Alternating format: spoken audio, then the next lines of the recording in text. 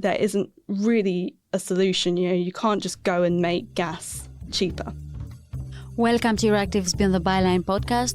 I am Evitiori, and this week we are focusing on the decision of several EU countries to prolong the use of coal, while others, like Germany, are debating if the use of the existing nuclear power plants should continue. How is the European Commission planning to tackle the energy problems, and what is at stake for the Green Deal? We are also talking about the reasons Western Pomerania halted the financial aid to Ukraine.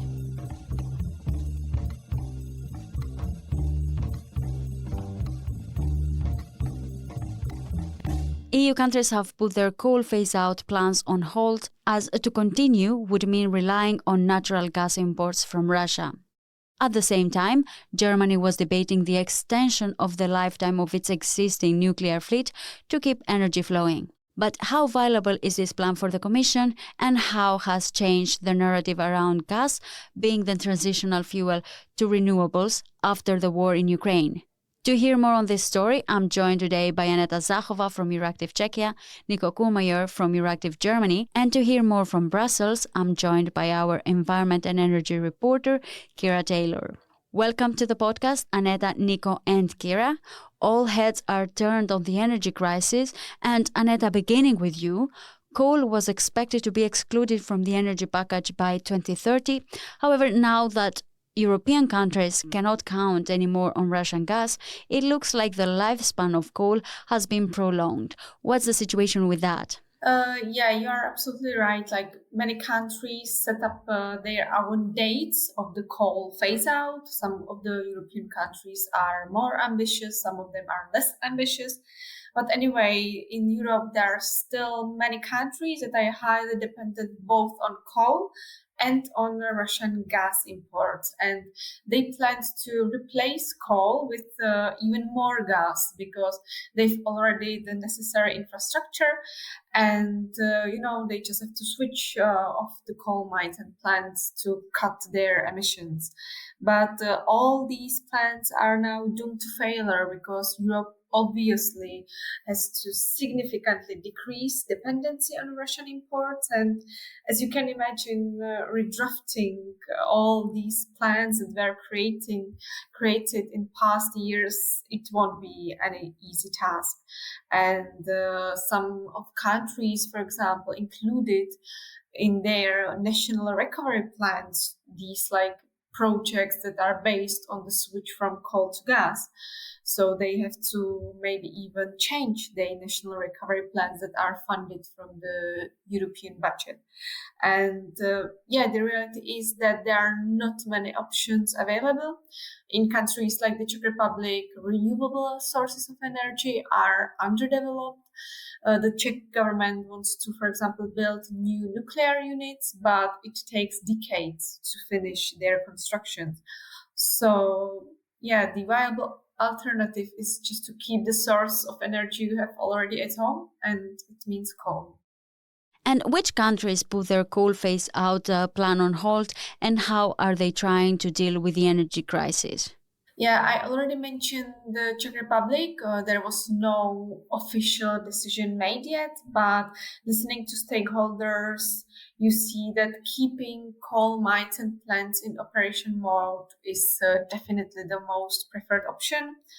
And then, of course, Bulgaria, which is also highly dependent on coal and gas, and they even had super ambitious plan to build new large gas power plant. They now have to completely change the previous idea, and the country now wants to keep its coal industry till the construction of new nuclear units. So maybe that could be also the case for the Czech Republic, that we will keep the coal until we build the new nuclear plants. And the similar discussion was taking place in Romania. Also, Romanian government announced that the coal extraction capacity would increase in next months and next years. Also Italian government also made kind of a U-turn because there was a plan to phase out coal by 2025, but now the Prime Minister Mario Draghi said that they could even reopen some power plants, coal power plants, which would be really, let's say, against the current Green Deal initiatives. Now, we know that the Commission's target was to minimize the emissions from coal, and countries were asked to meet the energy standards. What's the message coming from that side? Yes, it's true that the plan to phase out coal was included in many plans that were already, for example, approved by the European Commission. So now countries like the Czech Republic are somehow waiting for the reaction of the European Commission. And when we look at the, let's say, national discussion, countries like the Czech Republic are calling for technology neutrality. It means that they want the Commission to keep the goals, to keep, for example, the targets for emission reduction, but they ask for no ban of any specific technology like coal-fired plants. It was also included in last week's conclusions from Versailles, where, for example, the Czech Republic really wanted to include a sentence in the conclusion saying that the energy mix, that every country should decide on the energy mix on its own. So, I think that in next week we will see discussions between European Commission and the member states, with the member states like the Czech Republic calling the European Commission to not stick to this coal phase out as it was before. One of the countries trying to find a solution on this energy crisis is Germany. Niko, coming to you, Germany was planning to shut down the nuclear power plants. However, now there was this debate going on about the fate of the existing nuclear plants. What's happening with that? There has been pressure to look at whether it would be sensible to keep the existing nuclear plants running. There is a debate there, but so far the government has largely ruled out extending the runtime of nuclear power plants, citing legal and cost issues. And what are the aspirations of the German government by operating the nuclear plants? What's the goal here? They won't keep them open, but the argument to keep them open is as follows. Given that Germany is one of the most dependent countries when it comes to Russian gas, the argument that is presented is one that in a time of such desperate dependence, one should not shut off any avenues to lessen this dependence. But proponents of the nuclear shutdown often cite the reason that a lot of the things that gas provides cannot be provided by nuclear electricity.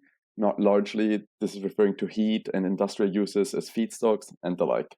And yes, it is understandable that the government is trying to come up with solutions on energy, but there were some concerns on safety regarding the nuclear power plants. What is communicated on this so far? The advocates of keeping the plants running are saying that there's no safety issues whatsoever.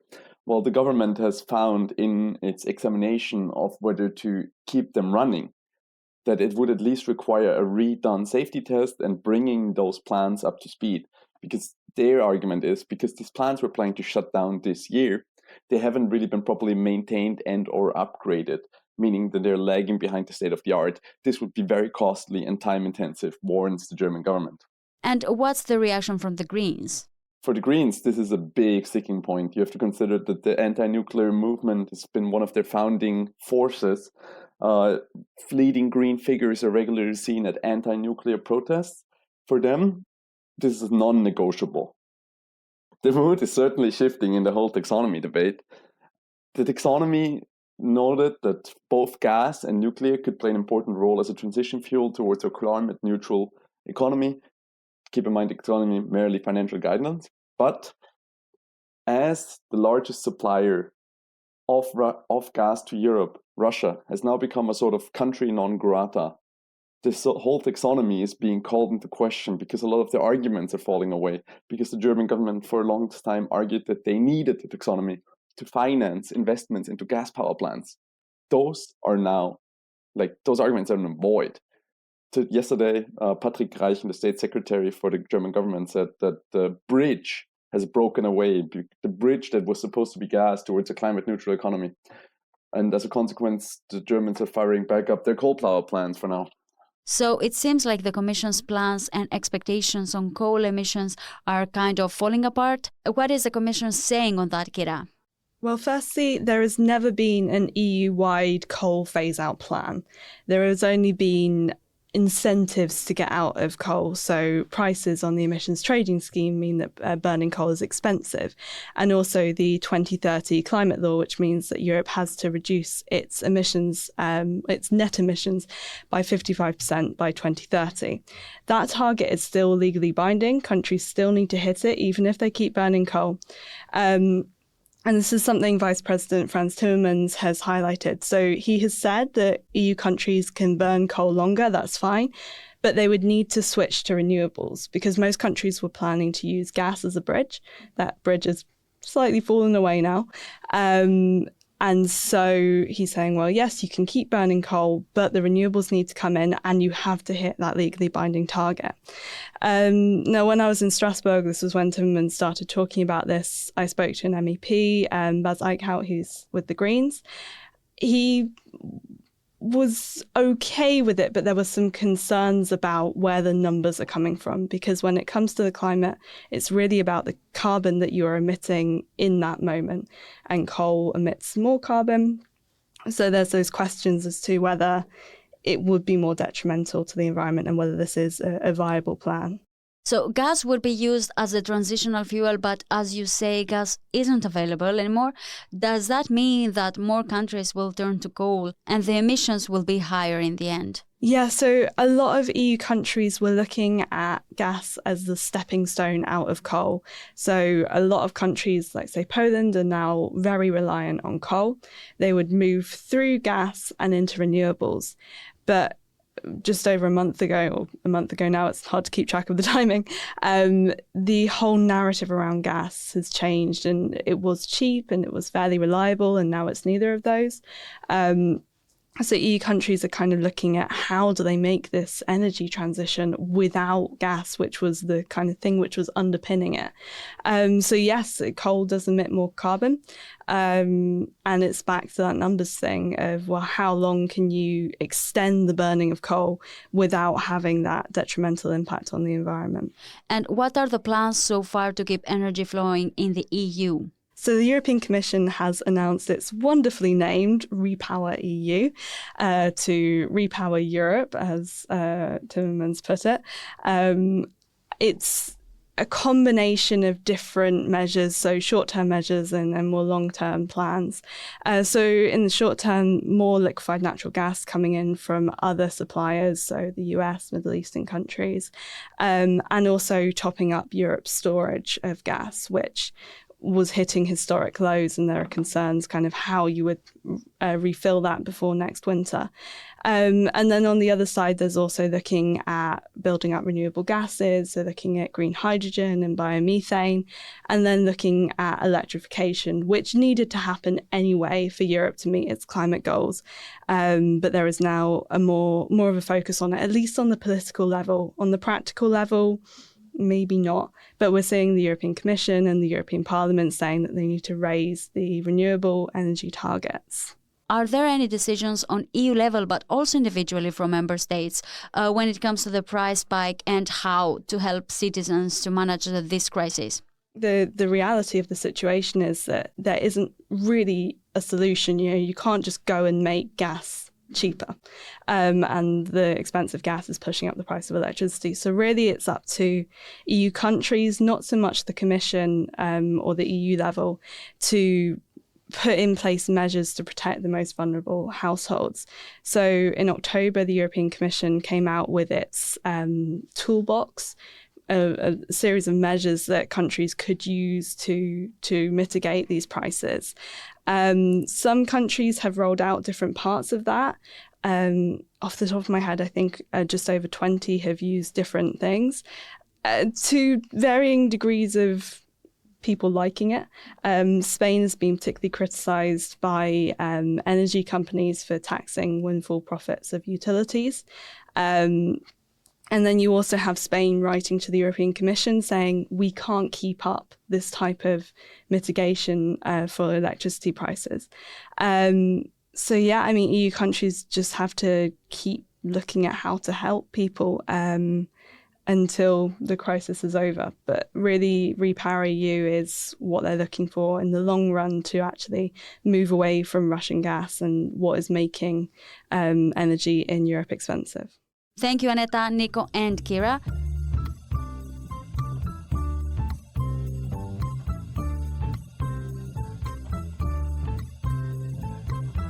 You're listening to EURACTIV's Beyond the Byline podcast. Subscribe to our podcast newsletter on euractiv.com/newsletters. And if you want to expand your knowledge on other fields, you can listen to our Digital Brief podcast and Agri-Food Brief podcast. Now, moving to another topic, but still related to energy, Europe sees the dream of importing cheaper gas from Russia becoming a distant memory, sort of. And one of the regions that feels the immediate effects of the cancellation of the Nord Stream 2 pipeline is Western Pomerania. The regional political parties proposed to provide financial aid to Ukraine. However, this proposal was halted. To find out more on this, I spoke with Julia Dahm from EURACTIV Germany. Welcome to the podcast, Julia. So what was the initial plan and why was it stopped? Yeah, so basically the regional opposition parties proposed that the region should take 20 million euros out of its state budget in order to be able to provide financial aid to Ukraine as quickly as possible. But the proposal was voted down in parliament because the government parties voted against it, including the Social Democrats, so Chancellor Olaf Scholz's party. And they voted the motion down because instead they want to wait to be able to take money out of a foundation that is actually linked to Nord Stream 2. So in this so-called climate foundation, the Nord Stream 2 company had paid 20 million into it. So the government parties want to wait to be able to repurpose this money and give it to Ukraine. But at the moment, this is proving a bit lengthy and difficult. So it's taken a long time. This is why the opposition parties wanted to take the money out of the budget. But the government wasn't ready to do that. And I bet this whole situation raised eyebrows in the country. What were the reactions from the opposition? Yeah, so the opposition parties really decried this move. It was met with harsh criticism. So, for example, the General Secretary of the Conservatives, who are in opposition, wrote on Twitter calling the move a shame. And he said the SPD and the left who are in government are refusing to use Russian lobbying money they got for humanitarian purposes. So he's basically accusing them that they were taking the money from Nord Stream 2. But not using it to help the people in Ukraine. The local authorities also cite that there are actually legal and administrative barriers to taking money out of the budget in order to give to Ukraine. So basically, they're saying this is not even a political decision, but there's just not the possibility to take the money because, firstly, the region doesn't have it, and they already need lots of funds to care for Ukrainian refugees, so they can't afford to take more money out of the budget. And the other thing is that they say the region is actually not legally allowed to give funds to other countries, so they wouldn't even be able to do it from a legal perspective. Now, just going back to the repercussions of the halt of the Nord Stream 2 pipeline, how hard is hit the regional economy? For the regional economy, it's really a big deal, and especially for the town where Nord Stream 2 actually ends. The pipeline was bringing millions of euros into the town, not only directly through taxes and harbor fees, things like that, but it was also boosting the hospitality sector, and additionally because it's aware of the contentious nature of the project and its bad image. The Nord Stream 2 company was actually supporting local causes, local clubs. It had donated equipment to schools in order to make itself more well-liked among the local population. So it was actually bringing a lot of money in. and the regional government, the regional prime minister, was really advocating for this pipeline, which is now also a bit interesting and contentious because she's from, again, Olaf Scholz's Social Democrats. She's quite a big figure in there. So this is kind of a little crack inside the government party that's showing there. And what is communicated so far? Do we have an estimation on the jobs that have been lost due to the halt of the pipeline, or is that something that will follow the next months? I think it'll show how far it will actually get. It's also, I mean, it's a technicality, but technically the pipeline hasn't been scrapped, it's just halted. I think it's now very unlikely that it will still go into operation, but I guess people are still kind of being kept on standby and it's not quite clear what will happen. Well, thank you, Julia, and our time is up for this week. I am Evi Chiori, and this was EURACTIV's Beyond the Byline podcast. We will be back on your feed next week. Until then, subscribe to our podcast newsletter and visit EURACTIV.com for the latest news. And don't forget to listen to this podcast on your favorite podcast app. Thank you very much for listening.